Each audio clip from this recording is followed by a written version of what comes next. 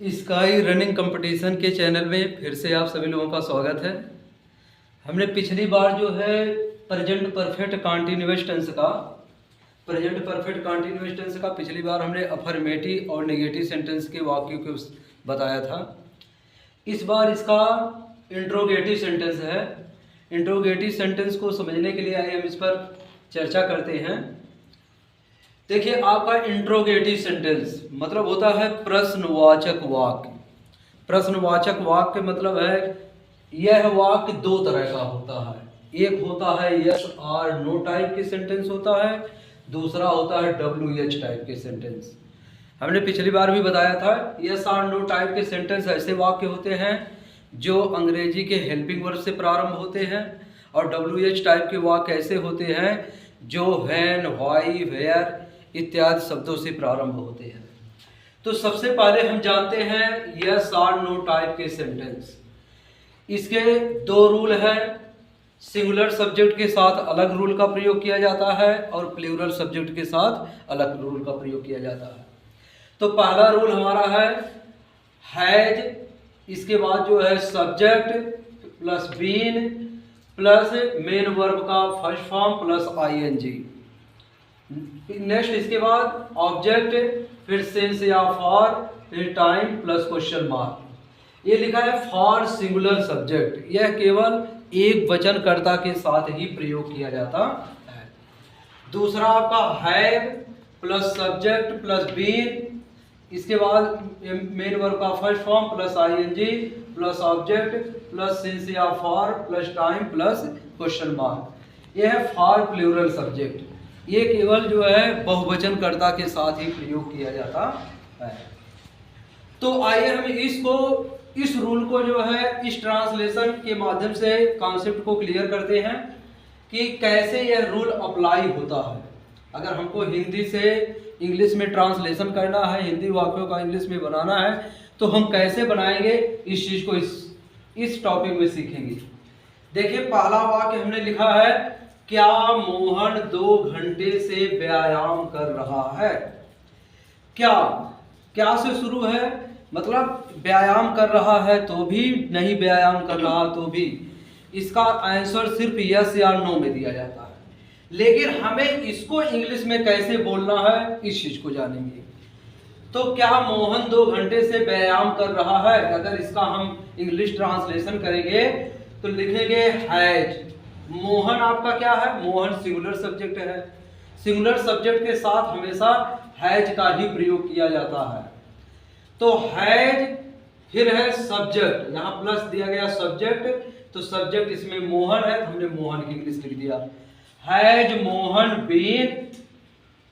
फिर इसके बाद है मेन वर्ब का फर्स्ट फॉर्म। मेन वर्ब है आपका करना, ये करना मेन वर्ब है। करना की अंग्रेजी डू होता है और इसमें ING जोड़ देंगे तो डूइंग हो जाएगा, कर रहा है। तो Mohan has been doing the exercise. Exercise का मतलब व्यायाम। व्यायाम आपका जो है एक व्यायाम, ये आपका ऑब्जेक्ट हो जाएगा, ऑब्जेक्ट है, और ये आपका मेन वर्ब है। मेन वर्ब ऑब्जेक्ट हो गया।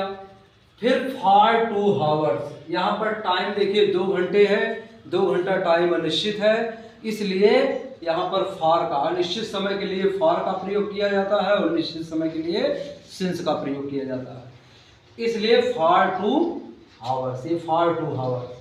तो इस प्रकार अगर हम इसका ट्रांसलेशन जो होगा has Mohan been doing the exercise for 2 hours. Next आपका है दूसरा है क्या बच्चे 3 बजे से क्रिकेट खेल रहे हैं। यहाँ बच्चे की बात हो रही है, ये यहाँ पर एक बच्चे की बात नहीं हो रही, बहुत सारे बच्चों की बात हो रही है, इसलिए यह आपका प्लूरल हो जाएगा। यह आपका प्लूरल हो गया। तो हो जाएगा प्लूरल के साथ आपका यह रूल अप्लाई होगा। तो लिखेंगे सबसे पहले हैव है, हमने हैव लिख लिया। फिर सब्जेक्ट है, सब्जेक्ट बच्चे है, बच्चे की अंग्रेजी होती है चिल्ड्रन, तो हमने चिल्ड्रन लिख दिया। तो हैव चिल्ड्रन, बीन पहले से जुड़ा है तो बीन हमने यहाँ जोड़ दिया, हैव चिल्ड्रन बीन फिर है मेन वर्ब। मेन वर्ब आपका ये है, खेलना आपका मेन वर्ब है। मेन वर्ब खेलना की अंग्रेजी होती है प्ले। हमने आईएनजी उठा करके यहां से जोड़ दिया, हो गया playing. Playing the cricket. Cricket आपका ऑब्जेक्ट हो गया, ये ऑब्जेक्ट है, हमने ऑब्जेक्ट यहां पर रख दिया। फिर है सिंस 3 o'clock। यहाँ पर देखिए 3 बजे, 3 बजे का समय निश्चित है, इसलिए हम यहाँ पर सिंस का प्रयोग किए हैं, इसलिए यह हो गया सिंस 3 o'clock।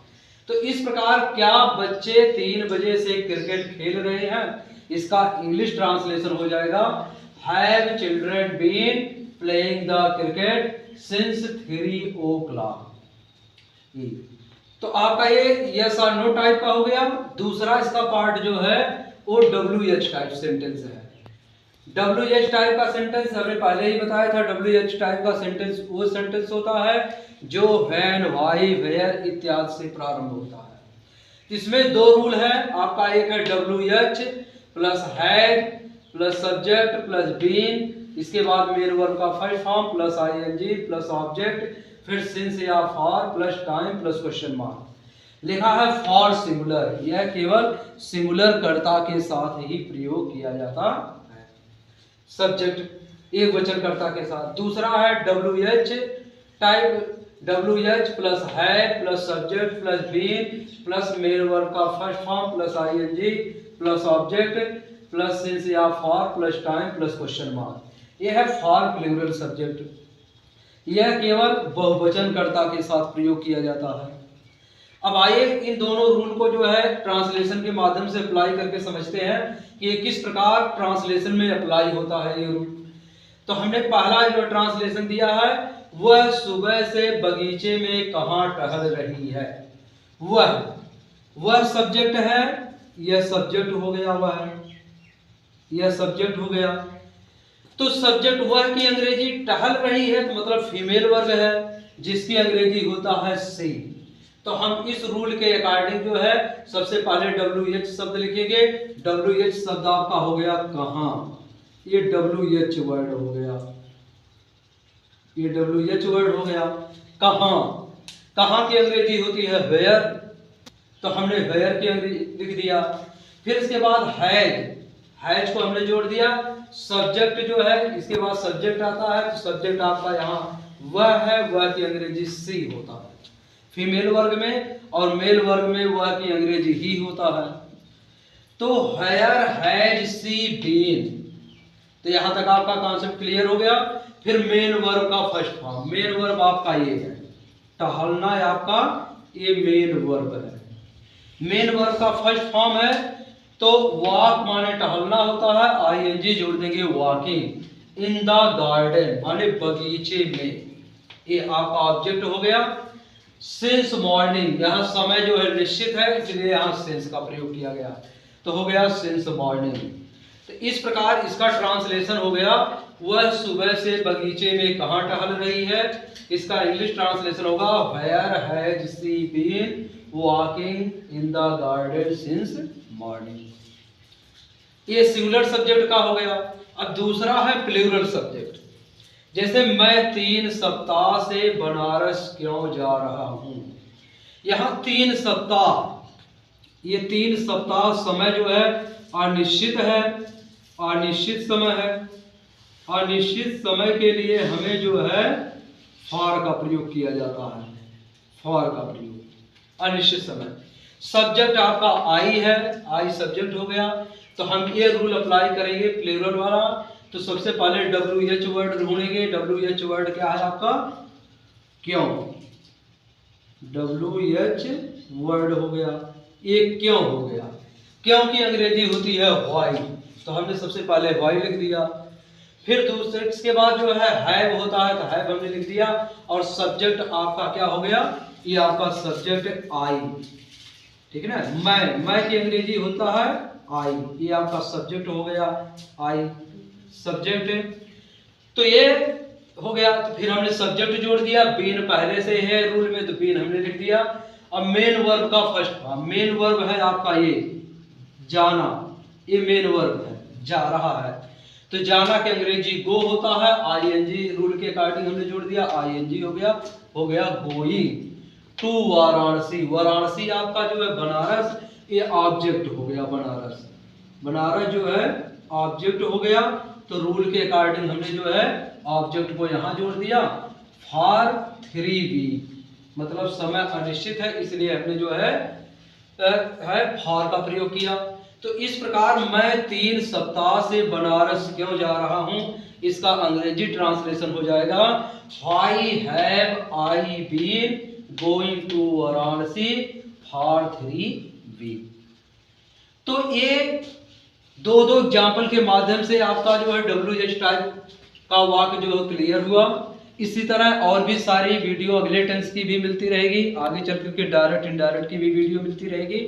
तो आप लोग हमेशा चैनल से जुड़े रहिए और नए टेंस से संबंधित जानकारियां उपलब्ध कराते रहिए।